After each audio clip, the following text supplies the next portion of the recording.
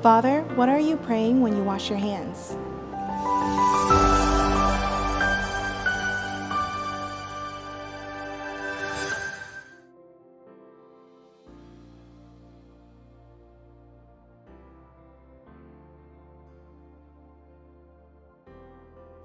Hello, my name is Father Tim, and thank you for joining me on another episode of the Wonders of the Mass.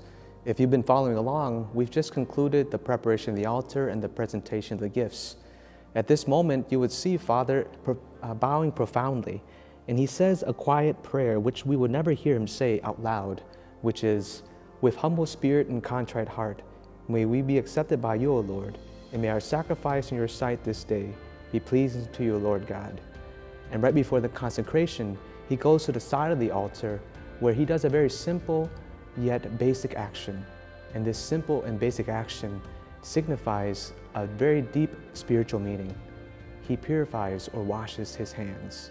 He comes to the side of the altar where there are altar servers, and then the altar server will wash his hands, and he'll say quietly underneath his breath, "Wash me, O Lord, from my iniquity, and cleanse me from my sin."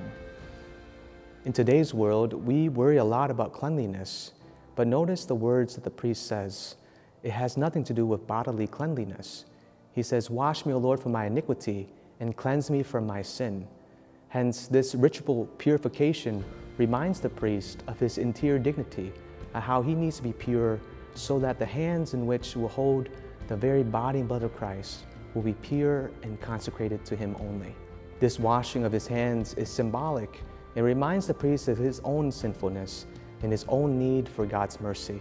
Just as when we walk through the church doors and bless ourselves with holy water, reminding us of our baptism, so too in this portion of the Mass, the priest reminds himself of how he needs to be pure and holy to offer this one sacrifice to the Father.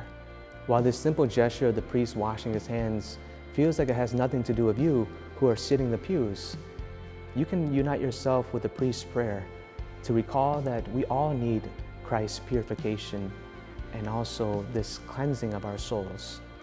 I invite you next time you're at Mass to say a little prayer so that you can be pure and holy in this one encounter of Christ truly present in the Eucharist. Thank you for joining me on this segment of the Wonders of the Mass. My name is Father Tim, and remember, when you leave the Mass, live the Mass.